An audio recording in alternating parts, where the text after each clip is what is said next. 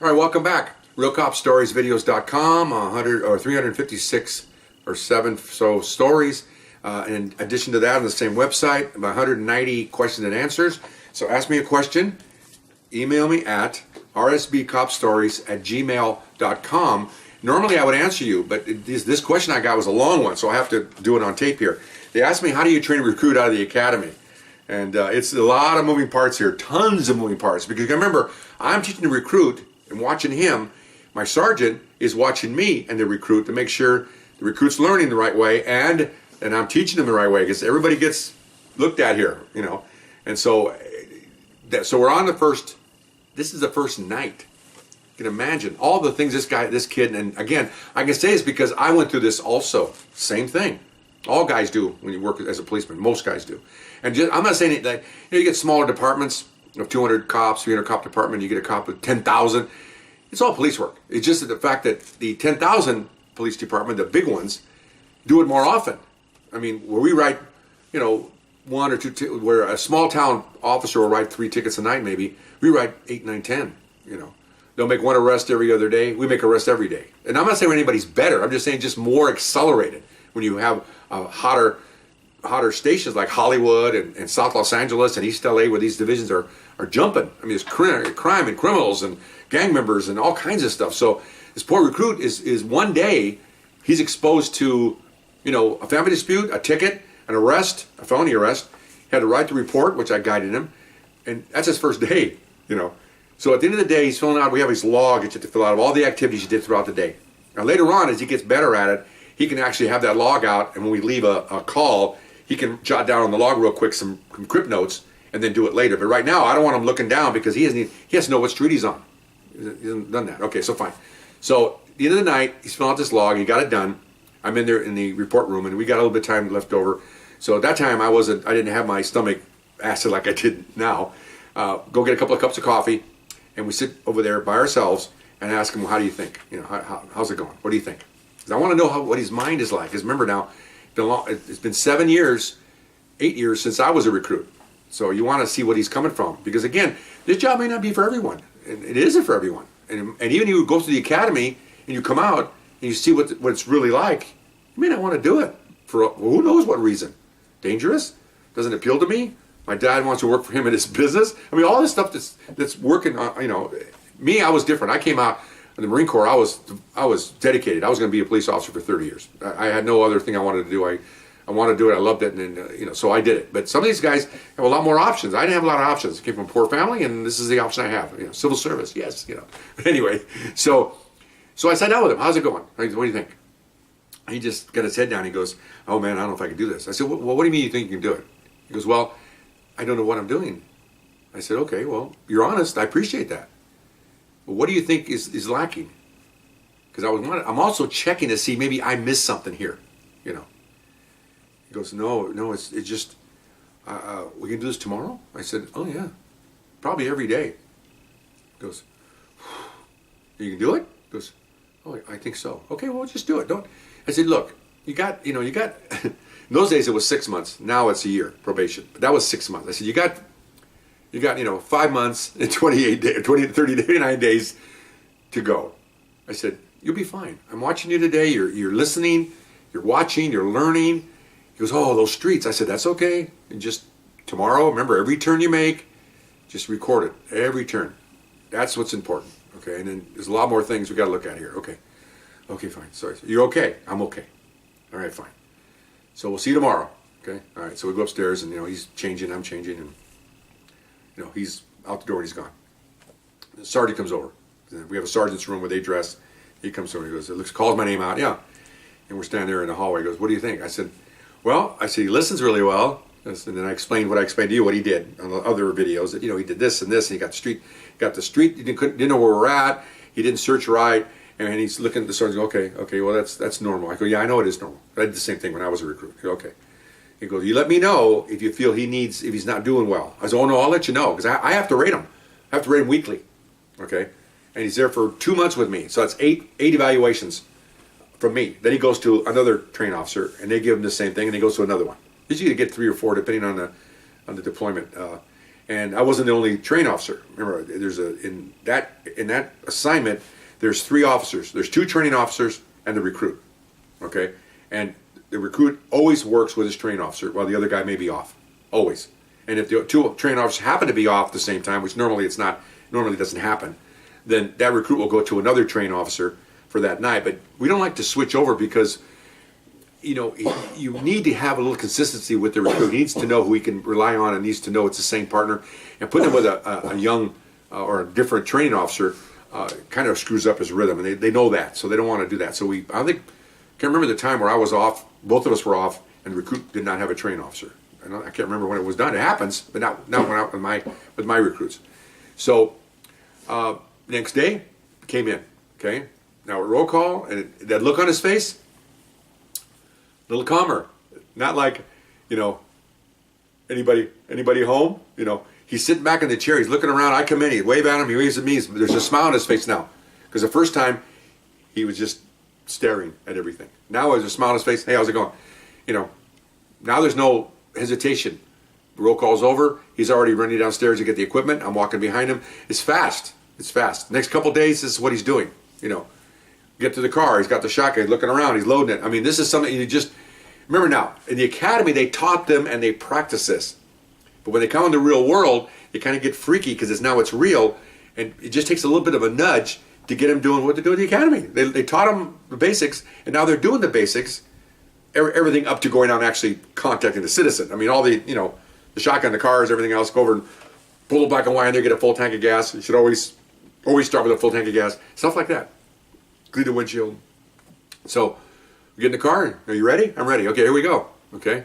And now there's no hesitation. About the 3rd day of this, I didn't cut no slack, man. I said, go ahead and clear, we'll go. Okay, now he didn't hear the calls again, because again, it's like this. 1M12, so 1C12, 1M12, XL27, handle the call, 450 man, 4X27. That's what it sounds like. Constant. He couldn't get that. Okay, and that's all right. So we go out, you know, and now we go to another family dispute. We get a lot of these. We usually get like 1 or 2 a night, believe it or not. Okay, with our division had 130,000 population, about another 50,000 undocumented aliens. So we're pushing a 200,000 person range, which is way over what the taxpayer base is. You know, little bonus people there that probably should or shouldn't be there, depending on your opinion of that. But anyway, it doesn't really matter. They're there. We have to handle it. So we get there, and now I'm going to watch him for tactics. Okay, like this. We've only gone to a couple of radio calls, and I've had to direct him how to walk up to a house. Didn't cover that, did I? On the first one. Let me back up and cover that one on the first day, guy. There's so many things there I have to tell you. That is, okay, the basic going to a family dispute or any radio call where you go to an address has to be handled a certain way, okay? This is how it's handled. You never, ever park in front of the house, okay? You don't pull in there with your red lights flashing. You don't want to tell the whole neighborhood you're there. I mean, people that called know you'll be there because they're waiting for you, okay? Captain Obvious here. Pull to the curve. We work nights, so it's mostly nighttime. Get out of your car, and you don't walk like this. You walk like this, okay? Why? Just like when you interview a suspect back when on some of these stories I told you. Suspect's here. If you're the suspect, officer stands here, and officer stands here. Why? Because he has to keep looking to see what you're doing. If you're together, he can look you both over and size you up. If you're spread out, he's doing this. And he's going to be just, if you're looking this way, this officer can see what he's doing, and if something happens, he can take care of business. Looking this way, his officer can see what's happening. You spread the view out, and he has to do this. Same with the radio call. You walk up to the house on both sides, and you try not to stay together so you won't get shot together or won't get assaulted. You want to stay separate.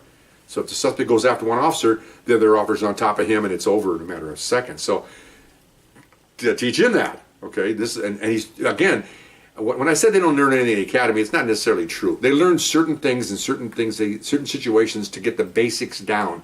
But now they have to do it for real. The academy with other officers playing suspects and everybody's having games and laughing afterwards and having a soda is a hell of a lot different than going to a regular call at night to a family dispute where you don't know if somebody in that house has a gun. You know, whether they're crazy, whether they just kill grandma and now they want to kill a cop, all kinds of stuff going on here. So that's the basic, how do you handle a radio call. I'm telling you this so you can see what I had to teach him.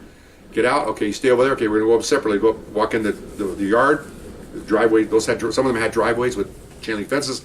You go up like this, spread out, One of you knocks on the door, the other one stays off to the side, cover, gun out. Sometimes we had gun out, sometimes we didn't. Just depends. Every officer should have his own way of doing things. Usually, when I went up to a house like that, if I wasn't the officer on the door, the other officer would have his gun out. But that's seasoned officers. Young recruit here, I just tell them, be careful, have your hand on your gun in case something happens, and watch me and see what happens. So I'm not, and never stand in front of the door. I'm watching Cops the other day, new Cops series, and I see officers knock on the door, and the guy's inside, open the door, no, open the door, and the officer standing right in the door, right in the front door, like this. Here's the door. Why would you do that? And I'm telling my wife, look at this.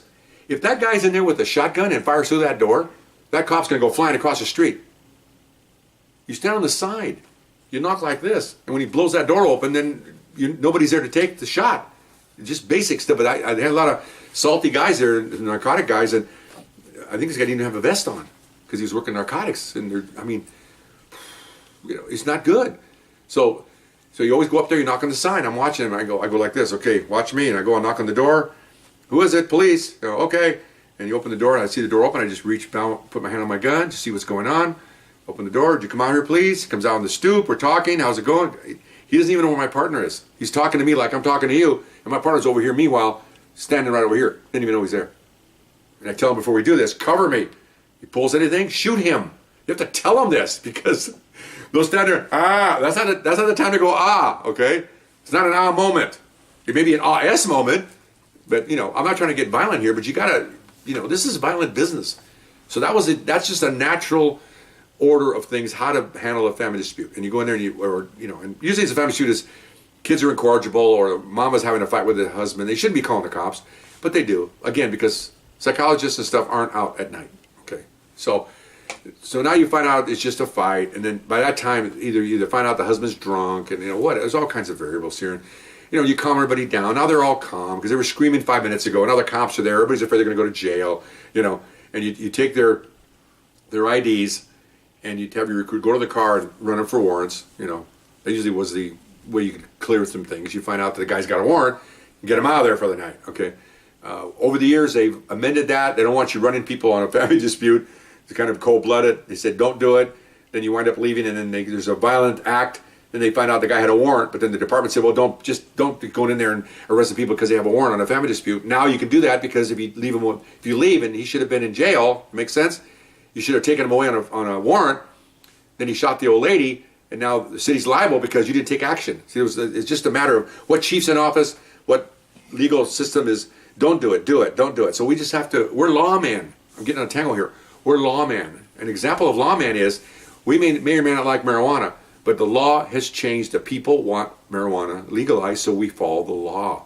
So we no longer arrest for felonies, we no longer arrest. That's what a lawman is. Policeman, fine, but a lawman is you follow the law. People want rape to be legal, then you don't arrest for rape. I'm sorry, but that's the way it is. We're lawmen. So on that, then that's the family dispute. So then, but I think now that you run everybody for warrants, and then it kind of solves the problem if you take away the husband or the wife. Nowadays, I've noticed more wives have warrants than guys. Weird. Anyway, for DUI and having pot or whatever they got it for. So anyway, that's our call. So we'd finish the call, we'd walk away. We never turned our backs and walk away. If the guy's standing there, if the door's open, we back away, kind of walk sideways, and watch, because why? They could shoot you in the back. And now in those days, we didn't have bulletproof vests, okay? So I think back then, wow, we did a lot of stuff without bulletproof vests on, but police work. So that's the explanation of just a normal family dispute radio call, and how I had to teach him how to deploy, called deployment, the proper way to go up to a house, where to park the police car, and how to handle that in the sense of like people skills. Now I'll get into later on how he becomes adaptable to these different situations concerning people skills, because that's very important. You got to have a lot of common sense to go out here and work with these people, because you got to deal with them. That's what we get paid for. So I'm running out of time. I just told that, so we'll see you next time. Bye-bye.